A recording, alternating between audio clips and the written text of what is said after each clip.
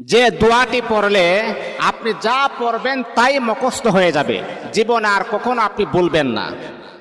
আপনি যা পড়বেন তাই আপনার নলেজের ভিতরে ফিট হয়ে যাবে, আপনি কখনো বলার চেষ্টা করলে বলতে পারবেন না।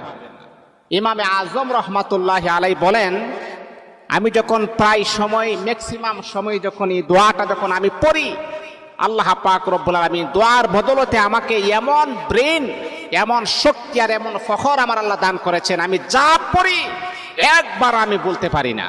দোয়াটি হচ্ছে আল্লাহুম্মা ইন্না নাস্তাঈনুকা আলা তাআতিক। এই দোয়াটা পড়বেন।